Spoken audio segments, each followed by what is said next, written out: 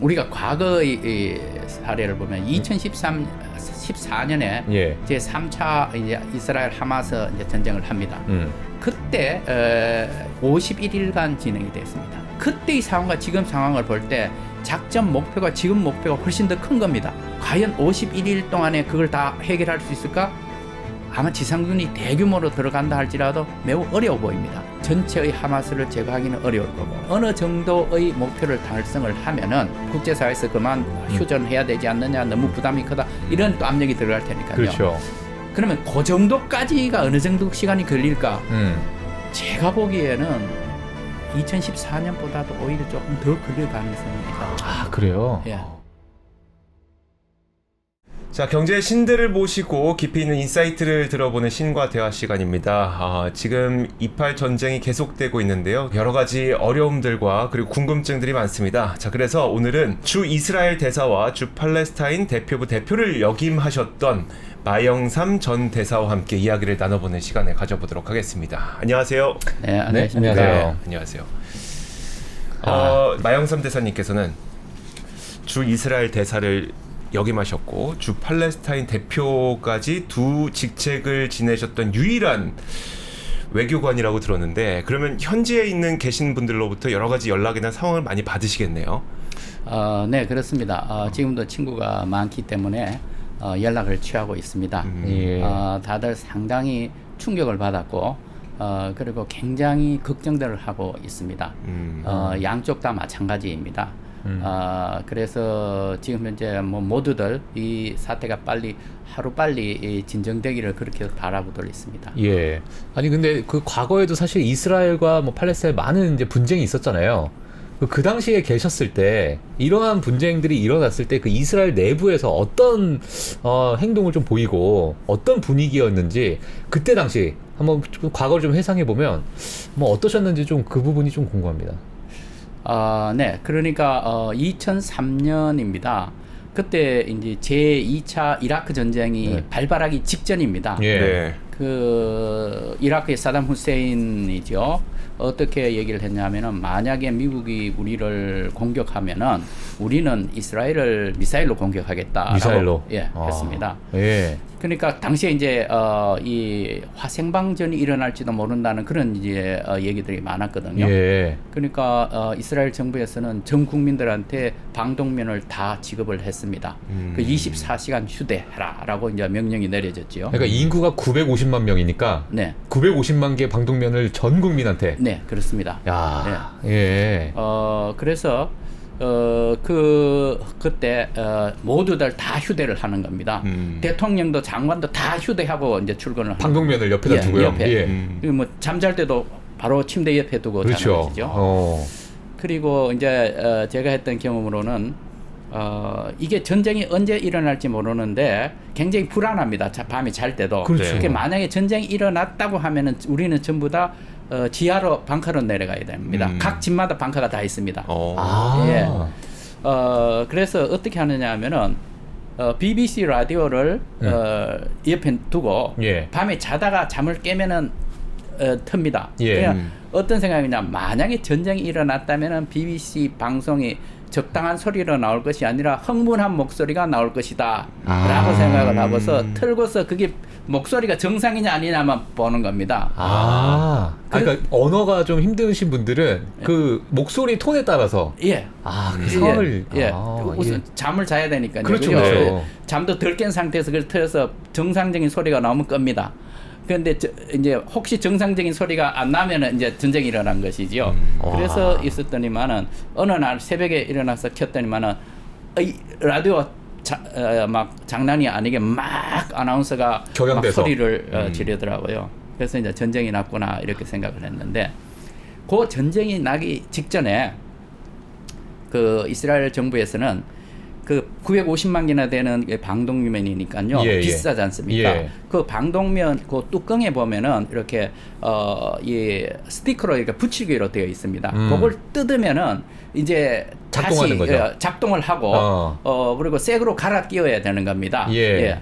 그러니까 돈이 많이 드니까 그걸 뜯지 말고 기다리라 이러는 거예요. 그러더니만은 어느 날 뜯으라라는 겁니다. 뜯으라고 하면 전쟁이 곧 일어난다는 얘기 아닙니까? 네. 그러니까 그걸 뜯는 그 날 네. 사람들의 눈빛이 상당히 달라지더라고요. 어. 굉장히 긴장 그리고 그 두려움 이런 예. 게 엿보였어요. 그리고 사람들이 다 같이 이렇게 도와야 된다. 우리 뭉쳐야 된다라는 그런 분위기가 싹 퍼지는 걸 제가 이제 직접 목격을 했습니다. 와, 진짜 이걸 뜯으라고 했을 때 그 감정은 네. 전시 상황이잖아요. 그냥 나라에서 이제 그러니까요. 알려주는.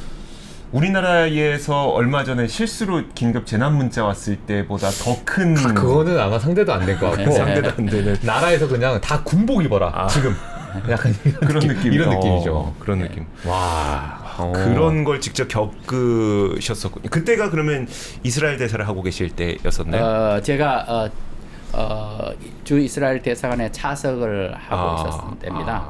그러셨구나. 그런데 지금 현재의 상황, 그러니까 그 친구들하고 이렇게 연락을 해보면 그때 상황보다 지금 상황 훨씬 더 위험하다는 걸 느끼고도 있는 것 같습니다. 그리고 공포 분위기가 훨씬 더 큰 것 같습니다. 예. 그러면은 지금의 상황이 과거의 어떤 역사적인 어떤 분쟁보다도 가장 극도로 지금 격앙돼 있는 그런 상태다라고 볼 수 있을까요? 비교한다면? 네, 이거하고 아마도 1973년에 제4차 중동전 벌어졌을 때의 상황하고 비슷하지 않나 그렇게 생각을 합니다. 예. 그때도 이제 아랍 쪽으로부터 기습을 당했었지요. 네. 그래서 상당히 많은 희생자가 났었습니다. 그 초반에. 예. 아마 그때하고들 많이 비교를 하고 있는 것이죠. 예. 그러니까 그게 딱 50년이 되는 날 여기에 벌어진 겁니다. 이번 사태가. 그렇죠. 그렇죠. 네. 야. 대사님께서는 지금 이스라엘 쪽도 경험을 해보셨고 팔레스타인 대표부도 경험을 해보셨으니까 팔레스타인 때 또 혹시 그런 비슷한 경험이 있으셨을까요? 혹시?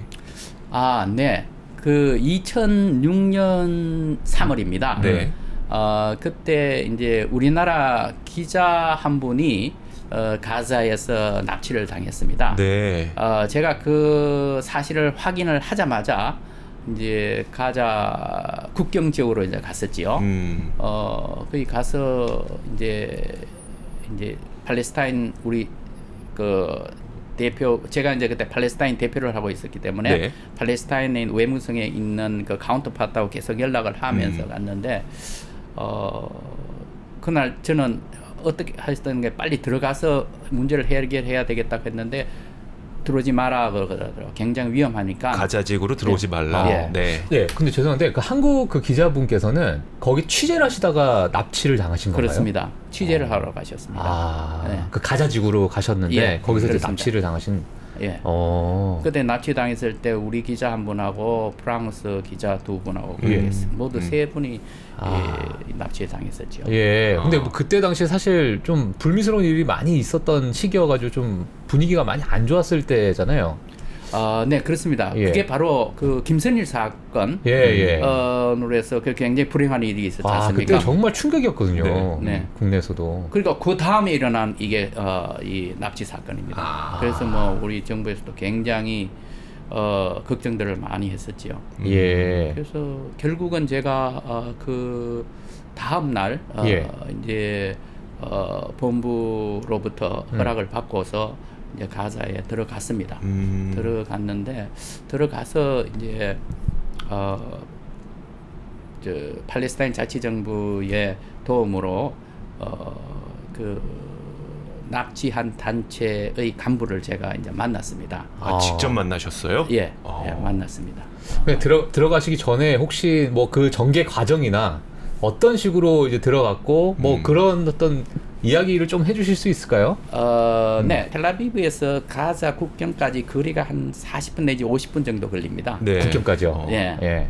이제 그 가면서 아무래도 지금 이제 본부하고 이제 교신해야 될 내용이 굉장히 많습니다. 그렇죠. 그리고 또 우리 대사님한테도 계속 제가 이제 보고를 하고 이렇게 갔는데, 그렇게 가면서 이제 저로서는 어떻게 하면은 우리 기자를 빨리 풀어서 나올까라는 그 생각을 하면서 이제 많은 이제 그 행동 지침 같은 걸 생각을 하면서 갔죠. 그런데 딱 도착하고 보니까 거기에 우리 방송 기자님들이 다 오셨어요. 그 국경에. 국경이에요? 예. 어. 그렇습니다. 그게 지금 사건이 일어난 지 한 열 몇 시간밖에 안 됐거든요. 네. 근데 아니 어떻게 오셨습니까? 이랬더니 유럽에 계시는 특파원들이에요. 다 오셨어요. 다 오셨어요. 그래서 제가 이게 국민적인 관심사가 어마어마하구나. 네. 특히나 이제 김선일 사건 이후니까. 예. 그러니까 저로서는 더 부담이 되었었죠.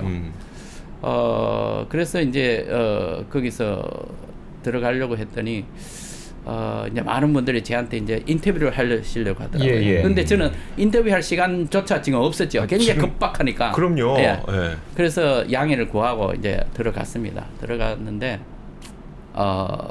들어가서 이제 외무성으로 갔습니다. 예. 외무성으로 가서 제 카운터파트를 만났는데 그래서 이제 제가 그분한테 말씀을 드렸죠.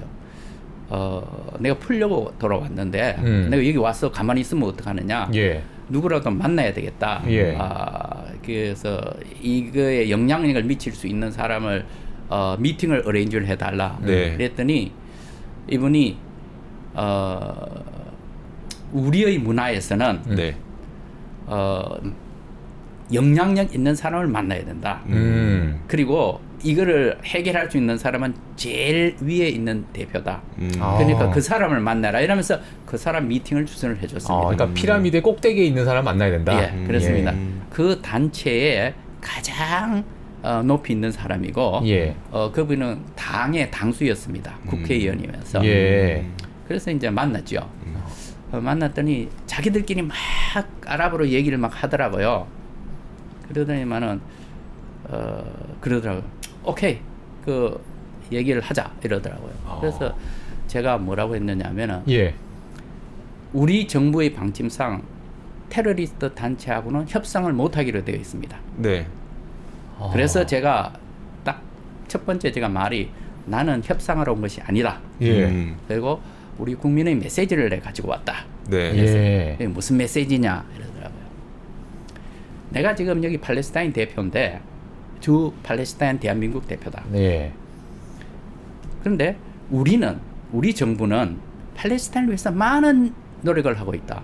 IT 센터도 지어져, 학교도 지어져, 보건소도 지어져. 이런 많은 일을 하는 것은 우리는 팔레스타인은 우리 친구라고 생각하기 때문에 그렇게 예. 하는 것이다. 그런데 우리 국민들이 지금 너무 당황하고 황당해하고 있는 것이 어떻게 너희들은 친구를 납치를 하는 그런 경우가 어디 있느냐. 이렇게 했더니 이분이 매우 난처한 표정을 지으시면서 예. 하는 말이 우리는 외국인 인질이 필요해서 잡았는데 하필이면 그게 한국 사람이야. 그래서 나도 지금 보고 받았는데 예. 네. 우리도 참 당황스럽다 이러더라고요. 그 순간에 저는 이거 해결 가능성이 있구나. 그렇죠. 그렇게 생각하고 네. 너 그렇게 생각하면 지금 당장 풀어라. 내 이 사람을 데리고 안전하게 가는 게 내 임무다. 예. 이랬단 말이에요. 그랬더니 이 사람이 조금만 기다려 달라. 왜냐하면은 이런 경우에 우리가 해야 되는 여러 가지 절차가 있다. 그 절차를 마칠 때까지 조금 기다려 달라. 많은 시간은 안 걸릴 것이다. 예. 이러더라고요. 야. 그래서 이제 그 약속을 받고 제가 이제 다시 이제 그 외무성으로 와서 이제 기다리고 있었지요. 예. 그랬더니 어느 정도 시간이 되고 오후 시간이 되었는데 그 제 외무성에 있는 카운터파트가 이러더라고요. 지금 여기서 풀릴 수 있는 곳은 3곳이다. 네. 아까 우리가 갔던 그 당사, 또 하나는 그때 이제 프랑스 기자도 잡혔으니까 프랑스 문화원인데 거기 또는 경찰청 이 3군데 중에 한 군데에서 풀릴 거다. 그래서 제가 그랬어요. 나는 지금 현재 여기 있는데 그 풀릴 때 나는 모르는 상태에서 풀리면 외신은 나오고 이렇게 하면은 곤란하지 않느냐. 그렇죠. 네. 그랬더니 이 사람이 그렇다 이러면서 자기가 직원 3사람을 한 군데 다 보내는 거예요. 그래 가서 특별한 그 상황이 있으면 보고하라 이렇게 했단 말이에요. 그랬더니 나중에 보니까 그 아까 우리 당사에 갔던 그쪽에서 갔던 사람이 전화를 해서 보고를 하는 거예요. 예. 그래서 저를 바꿔주는 겁니다. 뭐라 하냐면은 방금 그 그룹이 들어왔다. 당사에 들어왔다. 근데 동양인으로 보이는 사람이 한 사람 있다.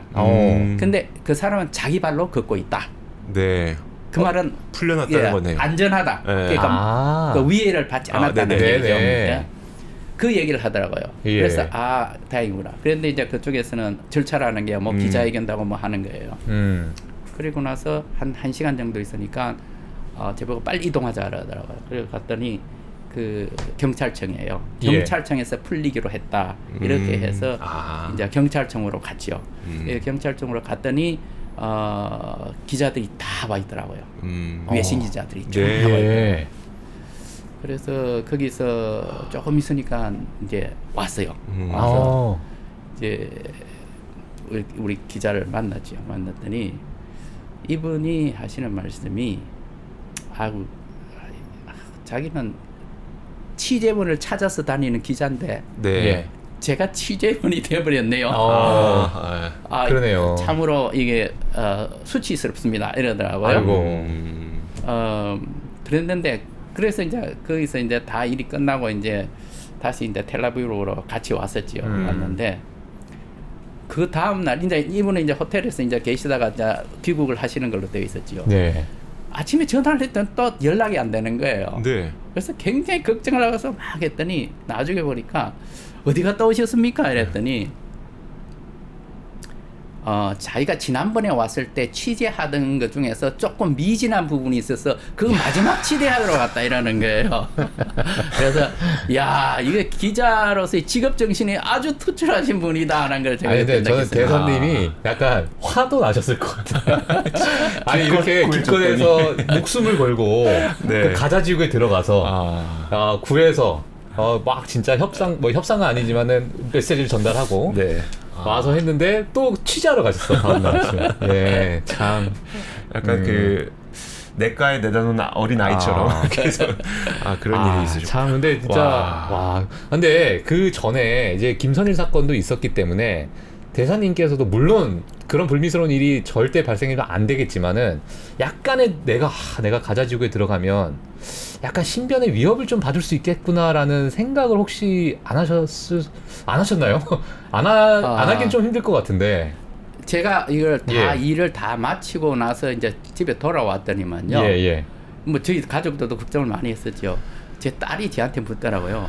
아빠 무섭지 않았어? 예. 아 진짜 너무 무서웠을 것 같아요. 근데 이제 생각을 해보니까요. 내가 무서웠나? 이제 제가 생각해봤어요. 했는데 가만히 있어봐. 이런 경우에는 사람들이 가족 생각도 나고 그렇죠. 뭐 네. 와이프 생각도 나고 애들 생각도 나고 인생이 주마등처럼 예. 막 지나가면서 예. 근데 전혀 그렇지 않았어요. 저도 그때 생각은 놀랐는데 예. 그런 생각은 전혀 들지 않았어요. 왜냐하면 모든 게 너무 급작스럽게 막 진전이 되었기 때문에 그런 거 생각할 겨를이 전혀 없었고 어떻게 하면은 이 사람을 안전하게 구출해서 갈 수 있을까? 예. 그거밖에 생각이 안 났습니다. 자신의 아니는 생각이 하나도 안 그러니까. 드셨던 거네요. 예. 한국 기자를 구해야 되겠다는 마음 때문에. 야 정말 이런 일을 하셨던 분과 저희가 지금 한 자리에 정말 앉아서 영광입니다. 이야기를- 정말 예, 정말 영광입니다. 예, 진짜 영광입니다. 그러니까 정말 그 한국 기자를 이제 데려오기 위해서 하마스 정당의 당수와 대화까지 직접 해보셨던 하마스가 아니고 그 지금 이제 하마스는 한 개의 정파입니다. 네네. 여러 개가 있습니다. 그 중에 하나입니다. 그 당시에 정파는 다른 정파였었어요. 단체입니다. 다른 단체. 다른 단체였었어요. 예. 근데 제가 이제 지나놓고 보니까 그 사람하고 저하고는 얘기가 통했어요. 네. 왜냐하면은 한국하고 팔레스타인은 이 친구 관계입니다. 서로 잘 돕고 이렇게 지내거든요. 그렇기 때문에 이제 대화가 통하는데 지금은 아마 상당히 어렵지 않을까라는 거예요. 이스라엘과 지금 하마스가 아니거든요. 네. 적과 적의 관계예요. 예. 그래서 이게 아마도 협상하는데도 어마어마하게 어렵고 아마 직접 협상이 잘 안 될 가능성이 매우 높습니다. 그래서 중간에 이제 제3자가 이제 중개 역할을 해야 되는 것이죠. 네. 그래서 이제 저희들이 이제 생각하는 게 만약에 그런 일이 있다고 한다면 이집트가 가자에 상당한 영향력을 갖고 있으니까요. 이집트가 될 수도 있고 또 한편으로는 또 이제 카타르도 이제 중개 역할을 지금 하고 있단 말이에요. 카타르도 될 수 있고 그런 생각을 합니다. 그래서 우리와 팔레스타인하고의 관계, 그 접촉하는 거 그런 분위기하고 지금은 너무나 다른 상황이라고 생각합니다. 그러시구나. 예. 그럼 두 곳을 다 경험해 보신 입장에서 지금의 상황은 그럼 과거보다 더 어려워졌다고 보시는 거예요? 네, 그렇습니다. 상황이 지금 훨씬 더 어려워진 것 같습니다. 그리고 지금 현재 사실상 최근까지 그렇게 큰 소요가 충돌이 없었습니다. 네. 그래서 이게 잠잠해지는구나 싶었는데 이번에 엄청나게 큰 이제 사건이 벌어진 겁니다. 예. 그래서 이거는 분위기가 과거보다 훨씬 더 나쁘고 이 지금 사태가 어떤 방향으로 종결될지 모르지만 네. 아마 이 상처가 아무르는 데는 매우 많은 시간이 걸릴 거로 그렇게 생각이 됩니다. 예. 그렇군요. 그러면 뭐 최근에 이러한 뉴스가 나왔어요. 이제 가자 지구에 있는 병원이 이제 폭발을 하면서 뭐 한 500명이 넘는 이제 민간인들이 좀 죽었다. 예, 이렇게 사망한 이제 사건이 좀 있었는데 사실 이게 교회 건물에 이제 대피하던 민간인들이었단 말이에요. 근데 이제 하마스는 뭐 이스라엘이 이제 공습을 했다.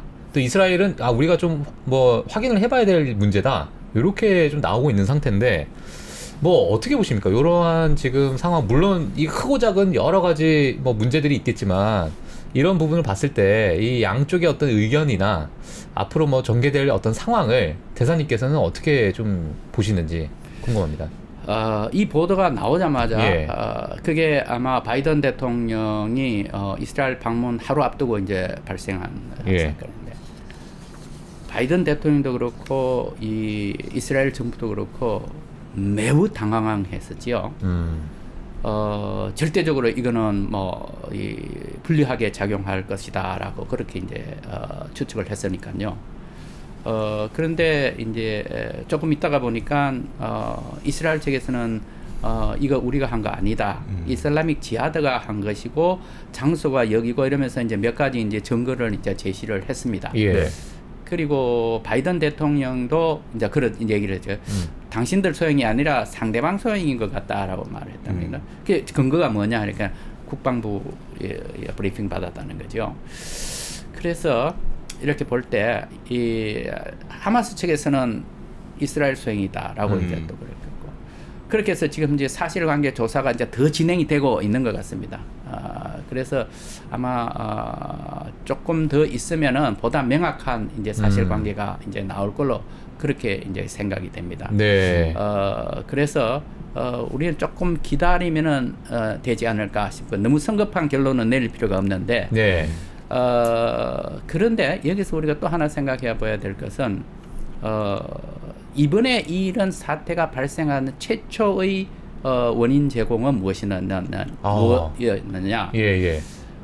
하마스가 기습을 하면서 민간인들을 살해를 하고 민간인들을 납치를 해서 지금 현재 납치자가 200명이 넘는다는 이제 얘기도 나오지 않습니까? 이것도 역시 잘못된 일이거든요. 그렇죠. 그러니까 어떤 경우든 민간인을 대상으로 하는 것은 전쟁 범죄입니다. 그러니까 지금 하마스가 했는 것도 그렇고 지금 병원 이 사태도 이거 잘못된 겁니다. 그래서 분명히 해야 될 것은 이런 민간인을 상대로 한 범죄 행위 이거는 있어서는 안 된다. 어느 측에서도 해서는 안 된다는 것이죠. 그런데 문제는 이게 명확히 사실관계가 밝히기 전에 이 전쟁 상황은 우리가 예기치 않는 방향으로 진행이 됩니다. 그래서 지금 현재 보면은 아마 이제 바이든 대통령이 4자 정상회담을 하기로 했는 것도 무산이 됐지 않습니까? 그리고 지금 아랍 측에서 굉장히 이제 아랍 시민들이 지금 나서서 이제 저항을 하고 또 반 이스라엘 구호를 외치고 있단 말입니다. 그 전반적인 분위기가 지금 안 좋은 방향으로 이제 가고 있는 겁니다. 그래서 이제 확전 위험이 있느냐 이런 얘기도 계속 나오고 있는데 바로 그게 이제 우려스러운 점입니다. 사실관계가 밝혀진다 할지라도 당장에 밝혀질 수가 없기 때문에 그 사이에 전황은 다른 방향으로 가는 겁니다. 이스라엘이 병원 학교를 공격하지 않았더라도 지금 이 사태가 발생하니까 무슬림 국가에 있는 국민들이 지금 들고 일어서니 이게 오히려 확전이 될 수 있는 가능성이 높아진다는 말씀이시네요. 예, 바른 분석입니다. 예. 그러니까 이게 진짜 오발이었다 하더라도, 예. 그렇죠. 하마스가 오발이었는데, 근데 이 사실은 어느 누구도 생각하지 않은, 그 진실은 몰라도 어쨌든 그 사건이 터졌다는 것에 대해서 이슬람 국민들이 들고 일어서는. 알겠습니다. 안 그래도 요즘에 시위가 좀 많아지고 있어서 참 걱정됐었는데. 예. 자, 그러면 바이든 대통령이 이제 이스라엘을 방문해서 진짜 8시간이라는 굉장히 짧은 시간 동안 무엇인가 많은 이야기를 하고 온 것 같긴 하잖아요. 혹시 그 네타냐후와 바이든 대통령이 만났을 때 혹시 대사님께서 보시기에 눈에 띄는 어떤 특별한 점이 있었을까요? 이번에 바이든 대통령이 방문했을 때 제 생각에는 한 4가지 정도의 목표를 가지고 했을 겁니다. 네. 예를 들면은 이스라엘에 대한 유대를 이제 과시한다든가, 또 확전을 방지한다든가, 네. 또 인도적인 문제, 민간인 희생자가 생기지 않게 하고 인도적 구호를 어떻게 해야 되느냐 하는 문제. 그리고 인질 문제. 인질은 뭐 지금 외국 인질들도 많이 잡혀 있다고 하니까요. 이런 4가지 목적을 가지고 갔을 거라고 생각을 하는데, 그 중에서 제가 보기에는 가장 중요한 이슈는 확전 방지일 것 같습니다. 네. 그래서 요르단에서 그러니까 아랍 지도자 3분을 모시고 사자 정상회담을 하려고 했는데 그게 무산돼 버렸단 말입니다. 그러니까 그 부분에 대해서는 성과가 안 난 것이죠. 그러니까 가장 중요한 미션이 지금 이루어지지 않은 겁니다. 성과는 지금 현재 라파 국경의 네. 검문소 그것을 개방을 해서 인도적 물자가 들어오도록 한다는 거 아닙니까? 그래서 그 정도의 성과밖에 없는 것 같습니다. 그래서 지금 현재 아마 바이든 대통령도 상당히 좀 당황스러운 결과를 갖고 가신 것 같아요. 그런데 네. 한 가지 특별한 점은 이런 말씀을 했어요. 바이든 대통령이 지금 이스라엘 국민들이 겪고 있는 이 분노, 네. 이해를 충분히 한다. 그리고 우리는 굳건히 이스라엘 편에 있을 것이다. 그런데 분노에 매몰되지 않도록 하라 라면서 우리의 경험을 얘기한다 이랬단 말이에요. 이거는 미국이 9/11 사태 이후에 아프가니스탄에 이제 참전을 하지 않습니까? 네. 그리고 또 이라크에 또 참전을 한단 말입니다. 그런데 그 2가지의 결과를 놓고 볼 때 많은 미국 병사들이 희생을 당하면서 그렇죠. 불명에서 이렇게 철수를 했습니다. 예. 네.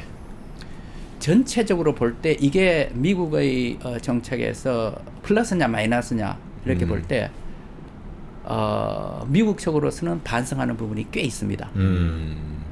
그러니까 그래서 분노에 매몰하지 마라라고 했지 않나 싶어요. 지금 이스라엘이 그 어드바이스를 받아들인다고 한다면은 상당히 고민하고 있을 겁니다.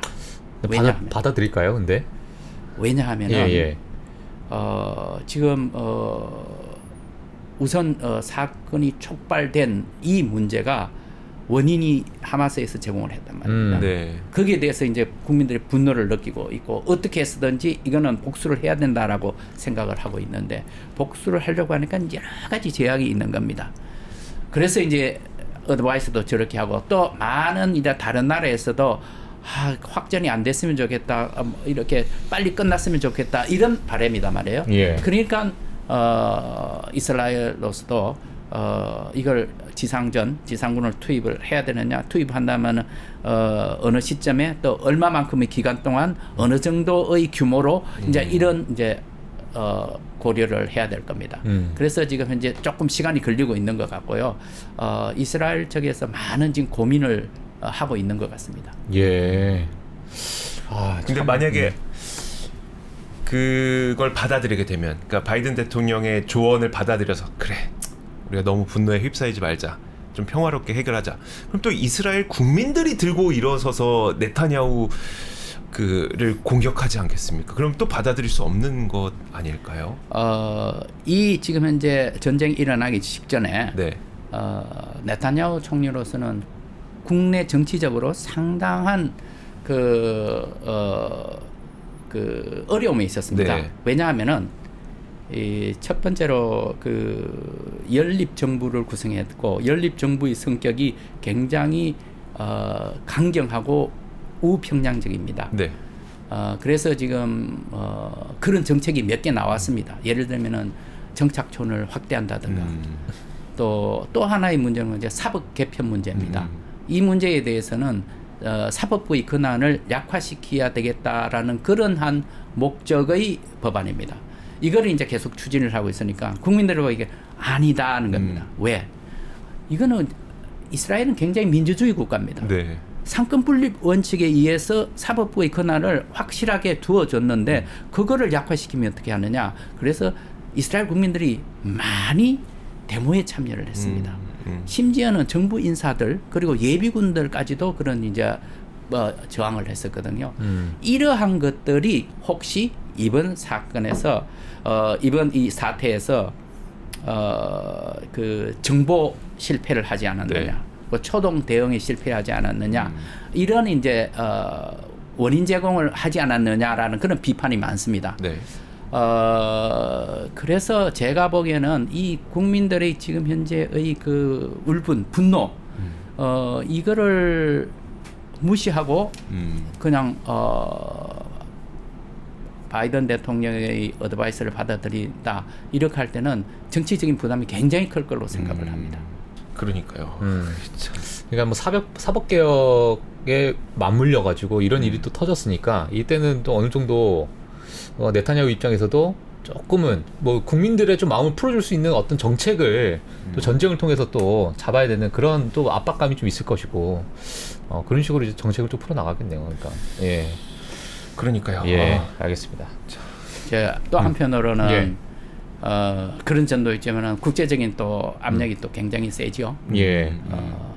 지금 미국 정부는 지상전 투입해라 하지 마라 그런 얘기는 한 번도 한 적이 없습니다. 네. 그러나 이런 요인은 좀 생각을 하는 게 좋겠다. 예를 들면은 전쟁법을 위반하지 않는다. 인도주의 원칙을 지키는 것이다. 막 이런 이제 어드바이스가 또 많기 때문에 그것도 고려해야 되고. 그러니까 작전이 매우 어려워질 것 같습니다.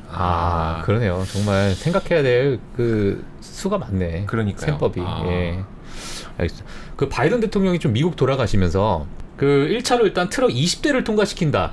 그러니까 그 이집트 대통령께 LCC 대통령께 이제 그렇게 얘기를 하고 합의했다고 이제 밝혔는데 사실 뭐 이집트로 피난은 또 허용하는 것은 아니다 이렇게 얘기를 좀 했어요. 그럼 과거에 이제 그 팔레스타인 그 지역에 계셨을 때에 그 이집트와 가자 지구의 그 어떤 뭐라 그럴까요? 그 국경을 넘어서는 그러한 어떤 걸림돌 어떻게 봐야 될지 모르겠지만 어떻게 좀 예상을 하시는지 이게 향후에 뭐 열릴 수 있을 가능성이 있을지 어떻게 보시나요? 예, 이 문제는 이집트의 이제 결정권에 달려 있는데, 예.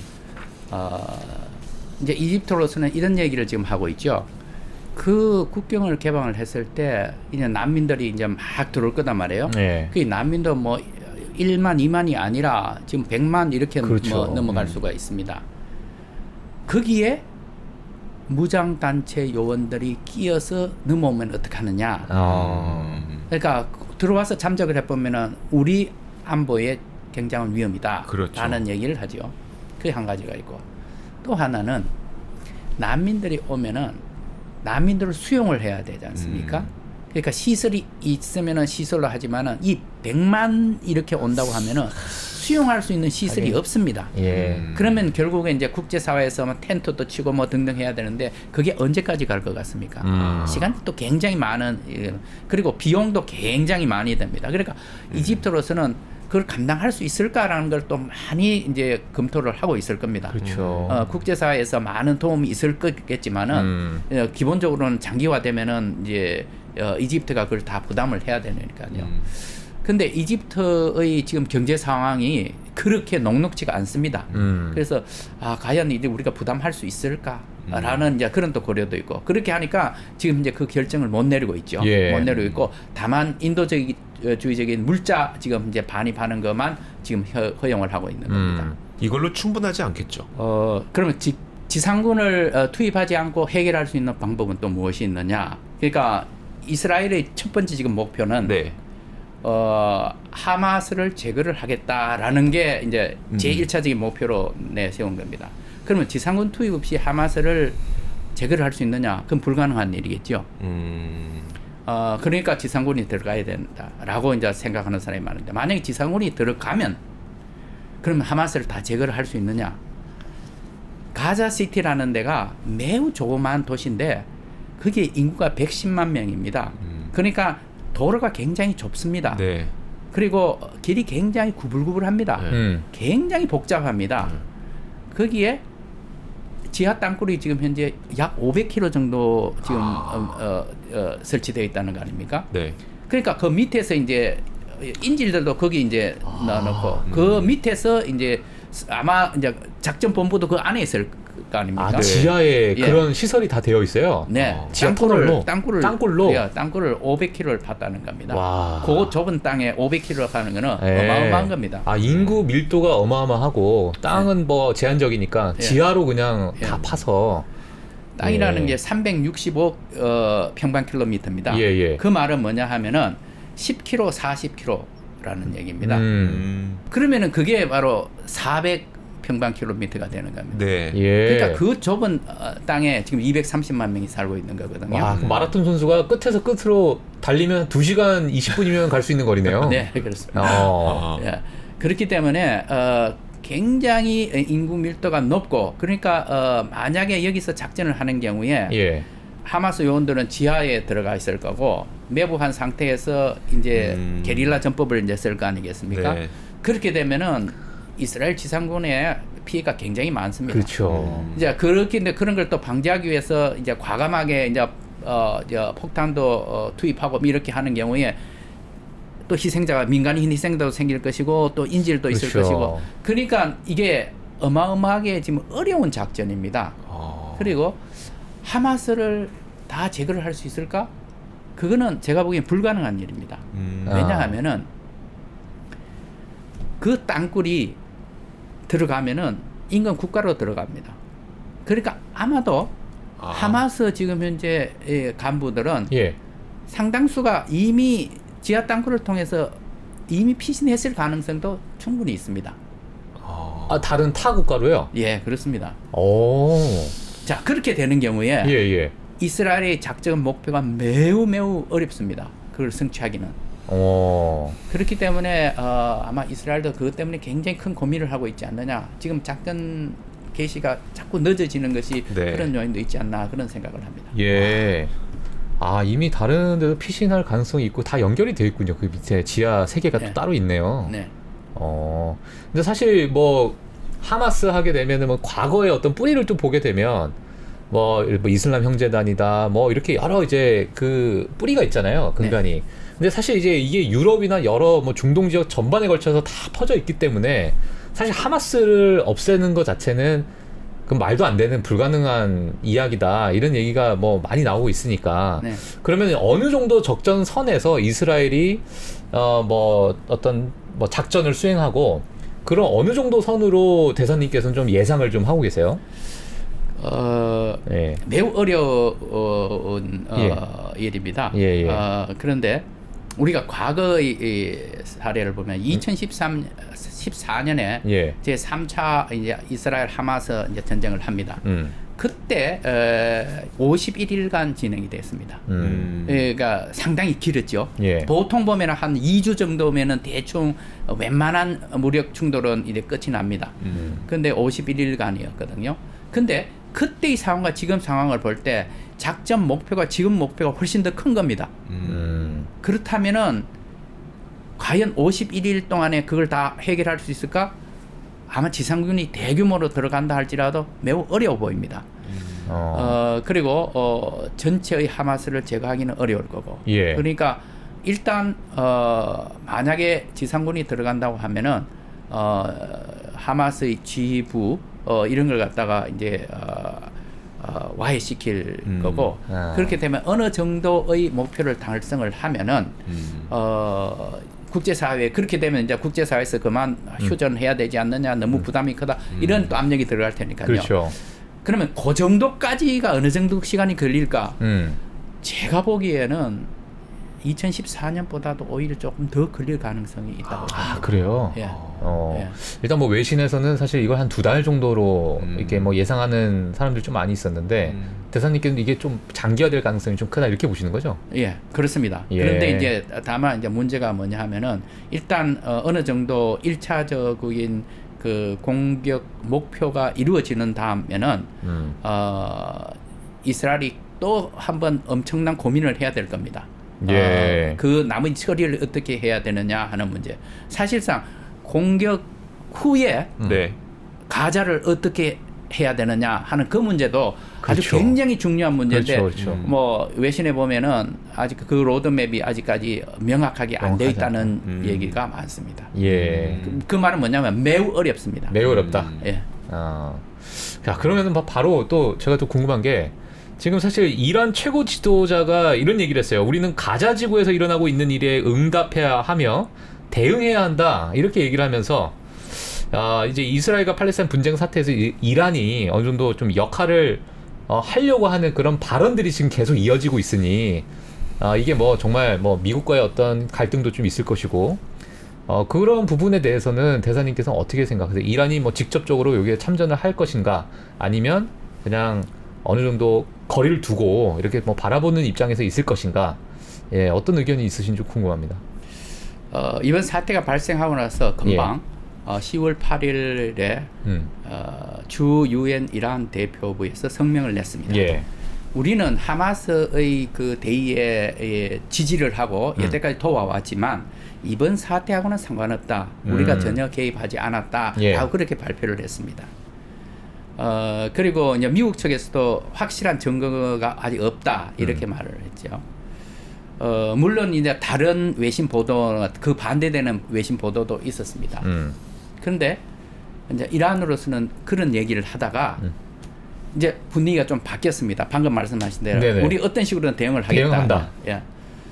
그런데 또 이란으로서는 어떤 또 전략이 있느냐 하면은 2015년에 핵 협정을 맺습니다. 미국하고 그 EU 몇 나라하고.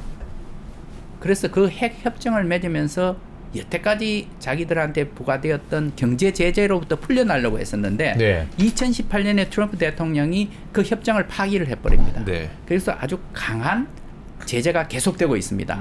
그러니까 이거로부터 풀려나야 되겠다라는 그런 목적이 굉장히 강합니다.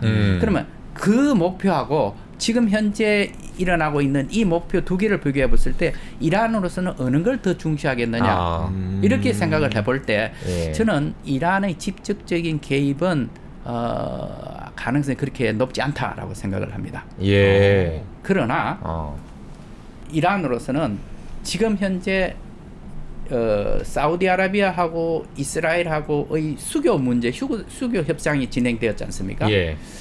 그거에 대해서는 상당히 또 자기들 국익에는 이제 반하는 것이라고 생각을 하는 것이죠. 그래서 1차적인 지금 목표는 그 문제에 관해서는 어느 정도 아마 달성됐다고 볼 겁니다. 상당한 기간 동안 협상을 하긴 어려울 겁니다. 예. 그럼에도 불구하고 이란으로서는 이게 만약의 경우 하마스가 이스라엘의 하고 전투를 해서 그 세력이 엄청나게 약화된다면은 이거는 또 자기들의 이해하고는 일치가 되지 않는 겁니다. 왜냐하면 그 긴장 상태는 그대로 가지고 가야 되는 겁니다. 그렇기 때문에 하마스가 완전히 저렇게 제거를 한다, 소멸된다, 또는 뭐 뿌리를 뽑는다 이런 상황까지 내버려 둘 것 같지는 않습니다. 예. 자기들 이해가 그것도 있으니까. 원하는 게 아니고. 예. 예. 그러니까 그런 경우에는 직접 개입이 어렵다고 한다면은 제3자를 통한 간접 개입. 그게 이제 결국은 헤즈볼라를 통한 헤즈볼라. 예. 또 헤즈볼라는 하마스보다 훨씬 더 세력이 강합니다. 그리고 바로 이스라엘 국경하고 지금 면해 있습니다. 예. 그 레바논 남쪽이거든요. 그래서 그 헤즈볼라를 활용할 것 같은데 이미 헤즈볼라는 간헐적으로 이스라엘 공격을 하고 있습니다. 네. 거기에 대해서 이제 이스라엘도 거기에 반격을 하죠. 예. 근데 아직 본격적으로는 이제 개입을 안 된 겁니다. 그래서 아마 이란도 이제 그런 측면을 주시하고 있을 것이고 또 이란은 굉장히 정교한 이제 외교 전략을 수립해서 이행을 하고 있습니다. 예. 굉장히 신중합니다. 예. 이란은 그렇기 때문에 이런 여러 가지 요소를 고려를 해서 결정을 할 거기 때문에 예. 제 생각은 직접적인 개입보다는 일단 직접적인 개입은 하지 않고 간접적인 개입을 어느 정도 어떤 수준으로 할 것이냐 하는 걸 갖다가 면밀히 지금 현재 살피고 있지 않나 그렇게 예. 생각을 합니다. 그러니까 하마스와 헤즈볼라가 좀 민간인에 대한 나쁜 행동을 한다고 하더라도 서방 국가에서도 이들을 모두 다 완전히 괴멸시켜버리는 작전은 오히려 이란을 자극하는 작전이 될 수가 있는 거네요. 그렇죠. 네, 그렇습니다. 예.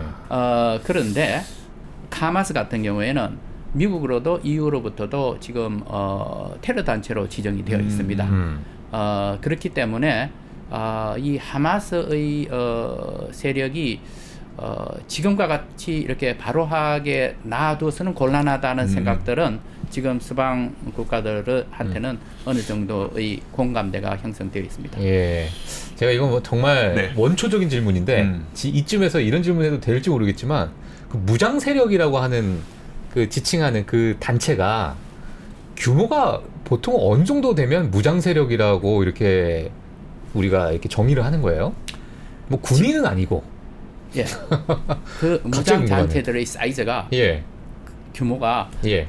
천차만별입니다. 아, 천차만별이다. 예, 천차만별입니다. 굉장히 조그만 단체에서부터 좀 큰 단체 또 이제 웬만한 단체는 예. 이 아까 말씀드린 대로 예. 이 정당까지 연결돼 있으니까 하에서 이제 그 행동 단체로 나와 있는 거거든요. 예, 예. 그렇기 때문에 그거는 이제 뭐 그 가늠하기가 몇백 명으로부터 시작해서 지금 뭐 하마스 같은 경우에는 뭐 한 3만 정도 이렇게 이제 추정을 하는 거죠. 예.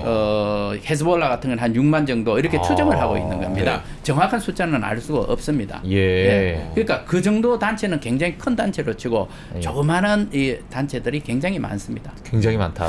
그리고 저도 이제 좀 되게 일반인적인 질문 드리고 싶은 게 얼마 전에 뉴스에 지금 이스라엘과 팔레스타인은 이렇게 열심히 막 사람들 피해 당하고 이런 일이 벌어지고 있는데 하마스의 수장들은 뭐 어디 호텔에서 되게 뭐 이렇게 여유롭게 산다는 뉴스 나왔었잖아요. 정장 입고. 네, 정장 네. 입고 그런 거 보면서 앞서 그 팔레스타인에서 다른 정당 그 수반 만나셨던 것처럼 그쪽을 공략하면 안 됩니까? 뭐 그쪽을 뭐 이렇게 어떻게 한다든지 이거는 안 되는 거예요?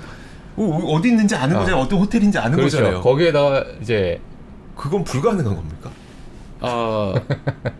불가능하죠. 왜냐하면은 예. 지금 그 가자에 있는 호텔이 아니라 외국 호텔이죠. 네네. 외국에 있기 때문에 외국에 있는 사람은 어떻게 하는 겁니까? 어. 그리고 그 나라에서는 그 단체가 테러 단체라고 지정이 되어 있지 않습니다. 그러니까 그분은 그 사람은 거기서는 자기가 활동을 할 수 있는 겁니다. 그렇죠, 그렇죠. 예. 그러니까 그 지금 있는 나라하고 직접적인 이 교섭이 돼서 무슨 조치를 취해달라 해서 거기에 응하면은 모르겠으나 그렇지 네. 않으면은 그 사람에 대해서 어떻게 위해를 가할 수가 없는 것이죠. 이스라엘을 방문했던 이제 바이든 대통령도 그 헤즈볼라의 참전에 대한 언급이 있었던 걸로 들었거든요. 백악관이 헤즈볼라 참전 땐 군사력을 사용해 할 가능성도 논의하겠다 이런 걸 밝혔다고 하는데 지금 헤즈볼라의 참전을 좀 막기 위해서 미국이 사용할 수 있는 시나리오는 어떤 게 있을까요? 첫 번째 미국은 이스라엘에 대해서 연대를 표시를 했었고 네. 또 그 일환으로 지금 포드 항공모함 전단 그리고 아이젠하워 항공모함 전단 두 전단을 지금 현재 지중해로 배치를 했습니다. 지중해라고 하는 데가 바로 가자 그리고 이스라엘, 네. 레바논, 네. 시리아 이렇게 다 연결이 되는데 예. 이스라엘을 직접적으로 지원하기 위해서 뭐 전투에 참여하기 위해서 아마 항공모함이 가 있지는 않을 것 같고 주변에 있는 나라가 이스라엘을 못 건드리게 하기 위해서 견제를 하기 위해서 가 있는 것이 아니냐라고 예. 생각이 되는 겁니다. 만약에 하마스가 대규모 공격을 시작을 한다면은 거기에 있는 항모에서 역할을 할 수 있을 거, 견제 역할을 할 수 있을 걸로 봅니다. 충분히. 예. 바로 앞입니다. 네. 그렇죠. 그러니까 뭐 초등학교 애들끼리 싸우는데 네. 고등학생이 그냥 서 있는 거야 앞에서. 그냥 누가 좀 잘못하고 이럴까봐 이렇게 이제 지켜보는 그러한 어떤 이제 형세를 좀 보고 있다. 알겠습니다. 그 사실 우리가 이제 이스라엘과 뭐 하마스 이렇게 보게 되면 네타냐후에 대한 이야기가 정말 좀 많이 있고 그 네타냐후 입에서 나오는 이 발언에 많은 외신이 또 관심을 많이 가지고 있는 상황인데 요번에 이제 푸틴과 이제 통화를 했어요. 하면서 이제 하마스가 이제 파괴될 때까지는 작전을 멈추지 않을 것이다. 뭐 이런 이제 발언까지 하고요. 이런 입장에서 이제 이스라엘 내에서 이제 얼마나 이걸 지지를 할까, 뭐 앞서서 잠깐 좀 언급을 해주셨지만 이 푸틴과의 어떤 통화 이런 부분을 봤을 때 이스라엘 내에서는 또 이거를 어떻게 좀 바라볼지가 좀 궁금한데 어떻게 보시나요, 대사님께서? 저는 그 발언이 이스라엘 사람들의 정서를 잘 반영을 하고 있다라고 생각을 합니다. 그래요? 예. 왜냐하면은 지금 너무 갑작스럽게 크게 당했기 때문에 가만히 있으면 안 된다. 그리고 또 이번에 이 확실하게 조치를 하지 않으면은 나중에 똑같은 결과를 또 우리가 맞을 수가 있다라고 생각을 하는 것 같습니다. 그렇기 때문에 이제 이 네타냐후로서는 대외적으로 이제 그렇게 발언을 했는데 아까 제가 말씀드린 대로 그렇게 말을 하지만 지금 국제사회에서 또 이러저러한 또 견제가 들어오고 그렇죠. 있기 때문에 상당히 고심을 하고 있는 것 같습니다. 내부적으로는 국민의 어떤 지지를 얻어야 되고, 그러니까 나는 강경하게 우리가 받은 만큼 우리는 보복할 거다. 하지만 외부적으로는 또 여러 압박이 있으니까 이 적정선 그것을 이제 계속 유지하는 그런 전략이 어느 정도 진행될지, 그게 뭐 장기화되면 장기적으로 가는 거고 그런 상황이네요. 거기서 또 한 가지 요인은 이스라엘은 만약에 자기들이 침략을 당하거나 피해를 본다고 하면은 보복을 비균형적으로 하죠. 비대칭적으로 해왔지 않습니까? 그러한 전통을 계속 이어왔는데 다른 나라에서도 그렇게 기대를 하고 있을 거단 말입니다. 만약에 그렇게 하지 않는 경우에 아마 다 국제사회에서 이상하게 생각하고 다음에 다른 나라에서 공격을 할 때 또 한번 생각해 볼 거예요. 그러니까 그러한 전통을 그대로 이어갈 것이냐 말아야 될 것이냐 하는 그런 부담도 가지고 있을 겁니다. 이게 또 하나의 또 잘못된 선례를 또 남기는 상황이 될 수 있으니 과거의 어떤 경험과 비추어 봤을 때는 그 비슷한 맥락으로 좀 가야 국민들도 이제 그 다음번에 하도 분쟁이 많으니까 그럼 아까 그 말씀도 해주셨어요. 이스라엘과 팔레스타인이 이 전쟁이 끝난 이후는 어떻게 할 거냐에 대해서 아직 이런 이야기를 논하기는 좀 이르긴 하지만 대사님께서 이제 그 두 곳을 다 경험해 보신 입장에서 이게 좀 해법은 아니지만 어떻게 진행될 것 같으세요? 그러면 진짜 두 국가가 그냥 또 그냥 기존에 살던 대로 따로 궁극적인 살다가 해결책? 또 싸우다가 이렇게 될 것 같은지 아니면 말씀하셨던 것처럼 이번 기회를 통해서 뭔가의 이제 좀 협상의 여지가 나오게 될 것 같으신지.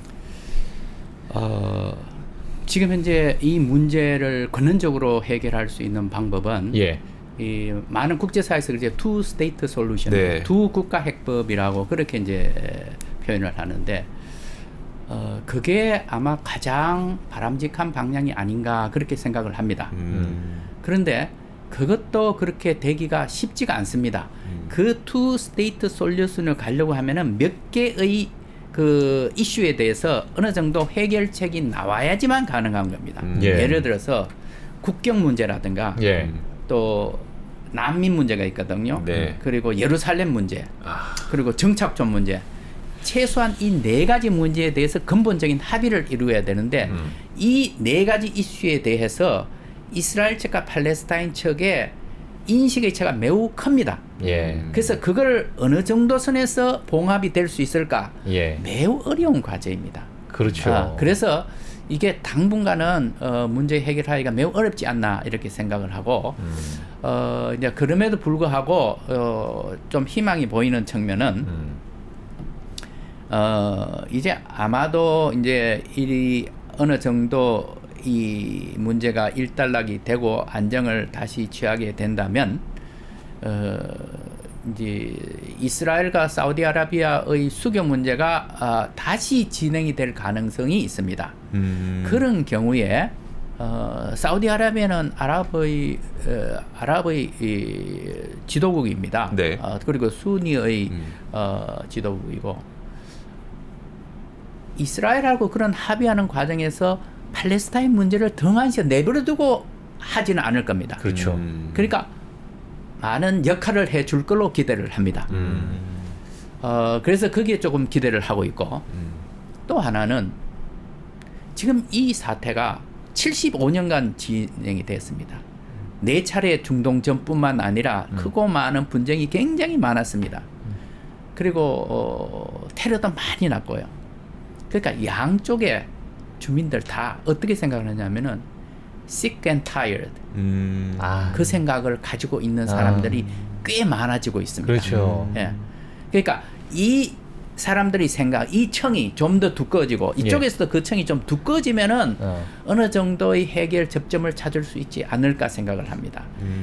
지금 현재 팔레스타인의 강경파 또 이스라엘의 이 강경파 합의를 이루기가 극과 극입니다. 그야말로. 그러나 이 방금 말씀하셨는데 이 중도에 있는 이분들이 이 청이 좀 더 두꺼워지면은 어느 정도 공감대가 이루어지지 않을까 그렇게 생각을 합니다. 그 제가 조금 뭐 궁금한 점이 뭐냐면은 지금 사실 어찌 보면 중동 국가들이 약간의 극우의 성향을 갖고 있는 정당들이 다 각자의 나라를 좀 통치하고 있는 상황이잖아요. 어찌 보면. 그러면은 지금의 어떤 전쟁 상태가 물론 이제 윗세대에서 계속 내려오는 그런 어떤 문화 또는 뭐 어떤 정신적 가치, 우리 종교적 가치 이런 것들이 지금의 어린 그 아이들한테 이게 세뇌가 될 것이고 쟤네들이 우리를 공격했다. 우리가 이래서 항상 분쟁이 있고 우리가 쟤네를 무찔러야 된다. 이런 것들이 계속 계승이 되는 그런 상황이 좀 벌어질 텐데 왜냐하면 너무 구구적인 이런 사회 이제 환경 때문에 그 이런 것 때문에 뭐 결국에는 절대 뭐 풀리지 않는 실마리처럼 진짜 메비우스의 띠처럼 계속 이게 진행이 되지 않을까라는 생각을 잠시 좀 해보는데 대사님께서는 그 여러 그 문화를 보셨을 때 뭐 어떻게 보세요? 이 중동에 대한 해결이 궁극적으로 이건 해결이 안 될 것 같다 이렇게 보시는지 아니면 뭐 이 상태가 계속 그냥 지속되는 건지. 현상 타파하기는 지금 현재의 분위기에서는 여러 조건을 볼 때 매우 어렵습니다. 그런데 어떻게 해서든 간에 이 문제를 해결을 해야 되지 않느냐라는 여론이 나오고 있거든요. 그리고 지금은 아닙니다만은 이스라엘에서도 평화주의자들이 많이 활동했던 적이 있습니다. 예를 들면은 라빈 총리라든가 페레스 총리라든가 이분들은 협상을 통해서 문제를 해결해야 된다라고 이제 나갔었죠. 근데 이제 그게 이제 정권이 이제 바뀌면서 지금은 이제 우경화되어 있는데 제가 생각하기에는 역시 그런 청이 여기 있습니다.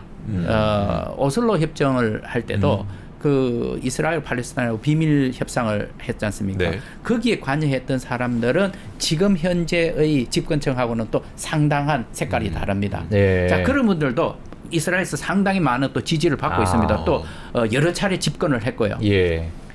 팔레스타인 쪽에서도 마찬가지로 지금 현재 가자에 하마스가 있고 이쪽에 웨스트뱅크 서안 지구에는 이제 파타를 중심으로 한 자치정부가 수립이 돼 있는데 이 온건파들이 또 있습니다. 이렇게 언제까지 갈 것이냐? 자, 시간이 누구 편이냐? 시간이 가면 갈수록 누구한테 유리해지고 누구한테 불리해지느냐? 그것도 자기들이 또 따져봐야 되는 겁니다. 그렇죠. 그렇게 해볼 때 여기서도 역시 온건파로서 너무 지나치게 우리가 요구를 하지 말고 어느 선에서 합의를 해야 되지 않느냐라는 그런 분위기가 또 있습니다. 그래서 저는 생각에 그런 거를 잘 하기 위해서는 역시 우리도 마찬가지입니다만은 교류라는 게 많지 않습니까? 교류를 통해서 이 주민들 간에 어느 정도의 신뢰 관계가 좀 회복이 되면은 점차 그러한 방향으로 가지 않을까 생각을 하는데 예. 시간이 많이 걸릴 겁니다. 예. 알겠습니다. 그러면 이제 거의 뭐 네. 마무리를 짓는 차원에서 네. 방금 말씀해 주셨던 거는 이제 전쟁도 끝난 이후에 그들이 어떻게 나갈 것이냐였다면 그 지금 전쟁 상황은 당분간 어떻게 될 것 같으신지. 네. 우선은 먼저 모든 사람들의 관심이 네. 과연 이제 지상군이 개입하느냐 마느냐 하는데 개입할 가능성이 높고 설령 개입하지 않는다 할지라도 그냥 물러서지는 않을 거예요. 다른 방법으로라도 이 보복 조치가 있을 겁니다. 예. 그래서 앞으로 상당 기간 동안은 이러한 충돌이 계속되고 그래서 민간인에 대한 피해가 계속 나고 그래서 인질에 대한 이제 걱정도 우리가 해야 되고 이러한 복잡한 상황이 당분간은 지속될 걸로 그렇게 예상을 합니다. 예. 알겠습니다. 좀 더 예. 여쭤보고 싶은 것들. 저는 뭐 다 여쭤본 것 같고 네. 사실 오늘 이야기 중에 직접 가자 지구를 들어가셔서 기자분을 구출까지 하신 그러니까요. 예 그러한 이제 경험이 있으시다 보니까 네. 그 현지의 그 어떤 그 냄새나 분위기 이런 것들을 가장 또 잘 아시는 분이 아니실까. 예. 자, 오늘 전 주 이스라엘 대사님과 함께 이야기를 나눠봤는데요. 네. 이 이야기를 나누다 보니까 저는 어떤 생각이 들었냐면 네네. 전쟁 상황도 중요하지만 그 전쟁의 전개가 어떻게 될지를 생각해보는 것도 중요하지만 그거 끝나고 어떻게 할 거냐. 그렇죠. 거기에 대한 논의도 전쟁 끝나고 하면은 또 굉장히 분란이 많을 것 같아서요. 네. 그 논의도 지금부터 좀 해야 되지 않을까라는 생각이 좀 드는 시간이었습니다. 네네. 참 어떠셨어요 오늘? 오늘 너무 좀 뜻깊은 시간이었고 사실 한국인으로서 가자 지구와 또 팔레스타인 또 이스라엘 이게 이렇게 뭐 풍부한 경험을 가지고 계신 분은 저는 오늘 처음 만나 뵙고 또 영광스러운 자리여가지고 그러니까요. 예 과거에 뉴스 속보로 들었던 그 사건에 네, 중심에 서 계셨던 주인공을 만난 주인공이셨던. 거잖아요. 네. 예. 자, 오늘 마영삼 대사와 함께 많은 이야기를 한번 들어봤습니다. 오늘 정말 긴 시간 동안 인터뷰에 응해주셔서 감사합니다. 네, 감사합니다.